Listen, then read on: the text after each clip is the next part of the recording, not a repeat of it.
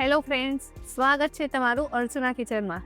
મિત્રો, આજે આપણે એકદમ ચટપટા, મસાલેદાર, ક્રિસ્પી અને ખૂબ જ ટેસ્ટી એવા મસાલા બટાકા, અને એ પણ કુકર વગર કે પછી બાફ્યા વગર માત્ર 5 જ મિનિટમાં ઇન્સ્ટન્ટ બનીને તૈયાર થાય છે।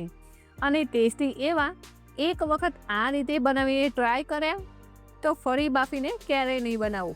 તો ચાલો ઝટપટ બનાવવાનું શરૂ કરીએ। ટેસ્ટી અને ક્રિસ્પી બટેકા બનાવવા માટે મેં અહીંયા નાની સાઇઝના બટેકા લીધા છે। આ રેસીપી બનાવવા માટે આપણે અહીંયા આ સાઇઝના નાના બટેકાની જરૂર પડશે। તો સૌથી પહેલાં એને સારી રીતે ધોઈ લઈશું, કેમ કે અત્યારે બજારમાં નવા બટાકા આવ્યા છે તો ધૂળ અને ગંદકી બહુ હોય છે, એટલે તેને સૌથી પહેલાં સારી રીતે ધોઈ લઈશું। તો અહીં આ રીતે બટેકાને પાણીમાં ઘસીને સારી રીતે ધોઈ લેવાના છે। તો આ રીતે એકદમ બટેકા ચોખ્ખા થઈ જાય તો આ રીતે તેને ધોઈ લઈશું। તેના પર પાતળી છાલ હોય તો તેને પણ આ રીતે ઘસીને કાઢી લઈશું। બટેકા ઉપર કોઈ પણ પ્રકારની ડાઘી તમને જોવા મળે તો તેને આ રીતે દૂર કરી લઈશું। તો આ રીતે સૌથી પહેલાં બટેકાને ખૂબ સારી રીતે મેં ધોઈ લીધા છે અને ચોખ્ખા કરી લીધા છે।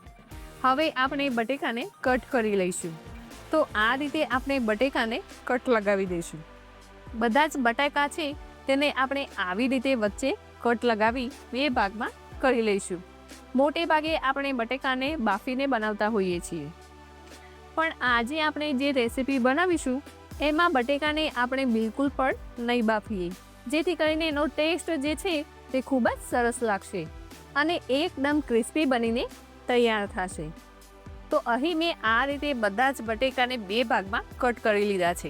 હવે આપણે ફરીથી ખૂબ જ સારી રીતે બટેકાને ધોઈ લેવાના છે, જેથી કરીને તેમાં રહેલો સ્ટાર્ચ નીકળી જાય અને બટેકા એકદમ ચોખ્ખા થઈ જાય। તો અહીં મેં બટેકાને 2 થી 3 પાણી વડે સારી રીતે ધોઈ લીધા છે। તો હવે બટેકા બનાવવા માટે મેં અહીં એક પેન ગરમ કરવા રાખી છે। તેમાં આપણે 2 ચમચા જેટલું તેલ ગરમ કરી લઈશું।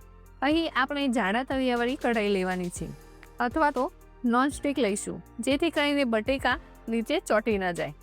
હવે તેલ હલકું ગરમ થઈ જાય એટલે આપણે એમાં 1 ચમચી જેટલું જીરું સાતરી લઈશું, અને જીરાનો હલકો કલર બદલાય એટલે આપણે તેમાં કટ કરેલા બટેકા ઉમેરી દઈશું।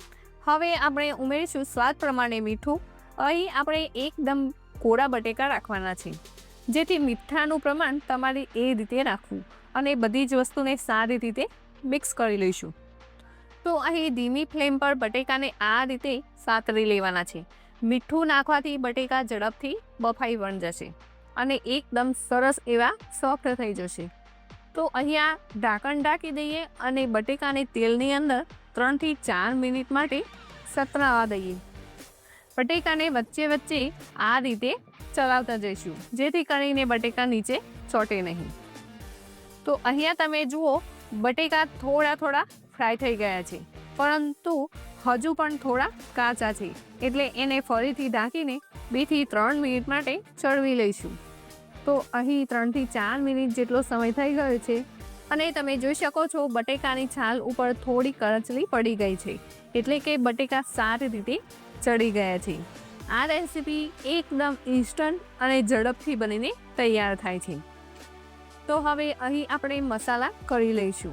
તો તેના માટે 1 લીલું મરચું કટ કરીને ઉમેરી દઈશું, સાથે અડધી ચમચી જેટલી હળદર ઉમેરી દઈશું, અને 1 થી 1.5 ચમચી જેટલું ધાણા જીરું પાવડર ઉમેરી દઈશું, સાથે 1 ચમચી જેટલો શેકેલા જીરાનો પાવડર ઉમેરી દઈશું, અને અડધી ચમચી લાલ મરચું પાવડર ઉમેરીશું, અને અડધી ચમચી જેટલું અહીંયા કાશ્મીરી લાલ મરચું ઉમેરીશું, જેથી કરીને ખૂબ સરસ એવો કલર આવશે। હવે મસાલાને આપણે સારી રીતે મિક્સ કરી લઈએ। તો અહીંયા તમે જોઈ શકો છો એકદમ જોરદાર એવો કલર આવી ગયો છે। આપણે ભૂંગળા બટેકા બનાવીએ છીએ એ પ્રકારનો બટેકાનો સરસ એવો કલર આવી ગયો છે। મસાલા મિક્સ કર્યા પછી આપણે 1 મિનિટ જેટલું ઢાંકીને ચડવા દઈએ, જેથી કરીને મસાલા સારી રીતે ચડી જાય। 1 મિનિટ પછી તમે જોઈ શકો છો મસાલા સારી રીતે ચડી ગયા છે। હવે અહીં આપણે અડધી ચમચી જેટલો ગરમ મસાલો ઉમેરી દઈશું, સાથે અડધી ચમચી જેટલો કાળા મરીનો પાવડર ઉમેરી દઈશું, અને ઉપરથી ખૂબ સારા લીલા ધાણા ઉમેરી દઈશું અને હવે આ બધી જ વસ્તુને સારી રીતે મિક્સ કરી લઈશું. તો અહીં તમે જોઈ શકો છો બટેકા સારી રીતે ચડી ગયા છે.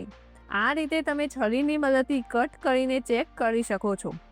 તો અહીં તમે જોઈ શકો છો એકદમ મસાલેદાર અને ચટપટા એવા બટેકા બનીને તૈયાર થઈ ગયા છે.